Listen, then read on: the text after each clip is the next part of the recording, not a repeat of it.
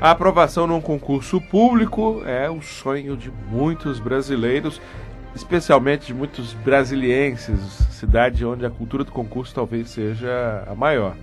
Pois é, mas entre aprovação e nomeação para que o candidato aprovado assuma seu cargo, muitas vezes se torna um pesadelo. Pois é, mas na semana passada o Supremo Tribunal Federal tomou uma decisão sobre esse assunto ao julgar uma ação em que o governo do estado do Mato Grosso do Sul questionava a obrigação de nomear candidatos aprovados para a vaga de auxiliar de perícia da Polícia Civil. A decisão unânime da Suprema Corte foi de que os candidatos têm sim direito à nomeação, dentro do número de vagas anunciadas no edital de seleção. Bom, aqui na Câmara tramita o projeto de lei número 277 de 2011, que trata justamente dessa questão, do aproveitamento de candidatos aprovados em concursos públicos, realizados por órgãos e por integrantes da administração pública federal direta ou indireta. Vamos conversar agora com o autor do projeto, o deputado Romero Rodrigues, do PSDB da Paraíba. Deputado Romero, muito bom dia, um prazer tê-lo aqui no Manhã no Parlamento. A todos os queridos ouvintes do programa Manhã no Parlamento, claro, com alegria falar sobre esse tema e inicialmente me colocar à disposição de vocês. Deputado, qual o impacto dessa decisão do STF em relação ao seu projeto? Gostaria que o senhor fizesse primeiro essa avaliação, se algo muda, se o projeto continua sendo necessário. Olha, o que muda na realidade é em favor do projeto. A decisão do Supremo, ela reforça a constitucionalidade, a legalidade, né, a juridicidade da matéria. Uma brincadeira, talvez não precisasse nem passar pela CCJ depois dessa, né, deputado? Sem dúvidas, eu acho que é esse reforço que nos traz. E talvez chame também a atenção do Parlamento para a necessidade da celeridade dessa matéria. É impressionante como a Constituição Federal de 1988 previu naquela época que o acesso ao serviço público, a partir de então, seria através do concurso público, e não existe uma regra, né, nacional que estabeleça essa obrigatoriedade e o direito aos concursados de serem contratados dentro do que está previsto exatamente no edital, que é o que diz a nossa matéria, o nosso projeto. Previsto no edital tanto com relação à questão do número de vagas, como também do prazo de duração do concurso público. Ou seja, dentro daquele prazo de duração, os candidatos eram para serem, os que forem aprovados e classificados, de forma assim muito natural, contratados. Por isso que nós apresentamos essa matéria. Eu acho que ganha um reforço, na realidade, nesse aspecto, como também chama a atenção de todos os parlamentares para a necessidade de aprovação dessa matéria, para exatamente dar segurança jurídica, dar direito aos concursados que eram para entrar no serviço público pela porta da frente de cabeça erguida, porém, quando passam no concurso público, vivem uma verdadeira angústia, né, para terem esse direito à contratação. Deputado, Pois não, sobre essa decisão da STF, o senhor não acha que pode ocorrer manobras, por exemplo, de se fazer editais colocando apenas não colocando o número de vagas, mas apenas aquele cadastro de reserva, que isso meio que isenta a instituição dessa obrigatoriedade de contratar, de chamar. O senhor acha que essa decisão do Supremo alcança o número do cadastro de reserva também? Veja bem, a decisão do Supremo, primeiro, todos os candidatos que se sentirem prejudicados têm que entrar com ação na justiça. Já começa a ter vamos dizer, um prazo muito longo, porque entre a decisão de primeira instância, segunda instância e até chegar ao Supremo Tribunal Federal, aí nós temos uma demanda de tempo muito grande, né? Essa será talvez a dificuldade, mesmo a gente louvando a decisão do Supremo Tribunal Federal. Eu acho que é por demais importante, sobre todos os aspectos, para dar esse reforço jurídico e essa garantia aos concursados, mas a demanda é muito grande. Eu também tenho essa mesma preocupação sua. O nosso projeto fala um pouquinho sobre essa questão de cadastro de reserva, que pode trazer nesse aspecto uma dificuldade, porque a previsão do direito à contratação é para o número de vagas existente no edital de convocação, como também dentro daquele limite de prazo, né? Com relação ao cadastro de reserva, como não fala especificamente a assegurar direito aos concursados, então traz toda uma dificuldade se for alguém se utilizar desse mecanismo, né, que talvez seja um mecanismo de procrastinação no sentido de contratar os concursados. Então a gente tem que mudar também esse aspecto. Ou seja, melhor seria se tivéssemos a oportunidade de também acabar com esse cadastro de reserva. Agora, deputado, concurso público custa muito caro para o setor público, né? Um concurso aí, médio está custando por volta de 10 milhões de reais. O planejador público, a autoridade, também tem que levar isso em conta, né? Que ele precisa fazer com que esse dinheiro renda o máximo possível, né? Não faça um concurso, chame 1, 2 pessoas e depois mesmo o cadastro de reserva não seja respeitado e deixe o prazo vencer para daqui a 1 ano, 2 anos gastar esse mesmo dinheiro novamente, né?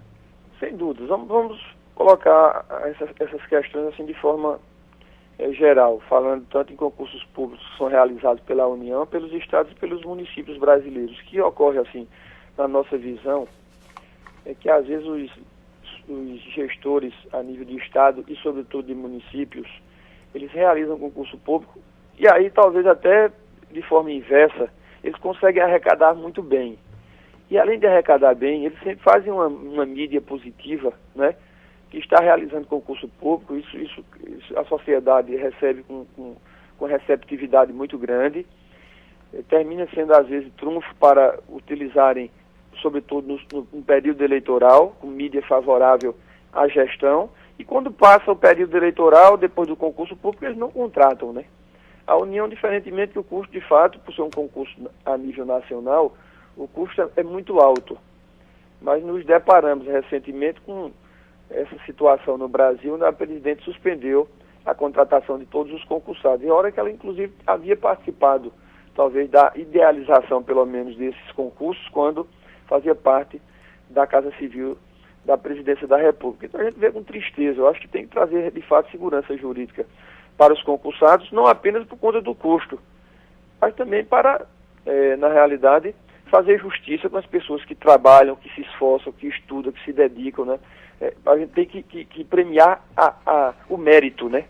Eu acho que quando a gente estabelece uma lei, cria regras para dar esse direito à contratação, nós estamos premiando o mérito das pessoas que, através do esforço, conseguem passar no concurso público. Claro que o custo também tem que ser levado em consideração. Agora, há uma estimativa, deputado, há 2 estimativas, na verdade, que eu queria fazer menção. Se não me engano, ambas são do Correio Brasiliense. Uma publicada na semana passada de que 80 mil pessoas seriam alcançadas por essa decisão do Supremo. 80 mil pessoas teriam passado dentro do número de vagas e estariam em condições de assumir, o que é um número impressionante. Mas hoje o Correio Brasiliense traz outro número que torna esse número de 80 mil um número pequeno, que é o número de 452 mil servidores que podem se aposentar até 2015. Então há, aparentemente, uma folga para que esses 80 mil entrem, né? O senhor também tem essa sensação de que, na verdade, o número nesse momento de preocupação com o gasto público por causa da crise, o número de pessoas que vão entrar, ele é completamente compatível com o número de pessoas que vão sair? Olha, eu acho que até esse número, de fato, ele está subestimado, porque se for observar o que existe hoje de concurso público, de candidatos que foram aprovados para concursos da União, e aí se formos estender esse mesmo direito aos que realizaram concurso nos estados e em todos os mais de 5 mil municípios brasileiros, eu acho que esse número aí, ele supera em muito esse quantitativo que foi divulgado pelo Correio Brasiliense. E aí, porque a estatística dos municípios e dos estados, às vezes, eles não conseguem, né, tomar conhecimento, alcançar. Agora, veja bem, é exatamente onde eu observo a importância do nosso projeto. O nosso projeto vai criar regras definitivas, né, para estabelecer essa obrigatoriedade dentro dos critérios que são postos no próprio projeto. A demanda judicial, cada concursado prejudicado é que tem que acionar a justiça no sentido de tentar buscar os seus direitos. Então, isso demanda muito tempo. Por isso que talvez a medida já não alcance diretamente todos esses concursados. Porque nem todos, quem sabe, vão entrar na justiça. Ou vão tentar buscar esses seus direitos, porque também, de certa forma, isso demanda recursos, você tem que contratar um advogado, né? Nem toda justiça, você sabe que não há uma uniformidade de decisão, às vezes a própria influência política em determinado estado ou em determinado município, na justiça mais próxima de primeira instância. É verdade. Porque não é uma súmula vinculante no Brasil. Claro. Por isso que eu acho que reforça, sim, a necessidade de aprovação dessa matéria para estabelecer definitivamente uma regra, né? No Brasil, onde as pessoas que forem realizar um concurso público, que passarem dentro daquele número de vagas, já sabem que vai ter a certeza, a garantia, a segurança, de fato, da contratação. Até para justificar, né, deputado, os gastos que foram feitos com a realização do concurso, né? Uhum. Pois é, porque, como eu falei, se for imaginar em termos de união, que o gasto é muito alto, mas tem município brasileiro que consegue receber e arrecadar bem no concurso público, porque a necessidade de pessoas que buscam entrar no serviço público através do concurso é tão grande que determinados municípios fazem concurso para 10 vagas e aí termina 20 mil, 30 mil pessoas se inscrevendo, mesmo que pague assim um valor pequeno de R$50, mas termina sendo uma arrecadação significativa, além da mídia muito positiva para o gestor, né, que está realizando um concurso público.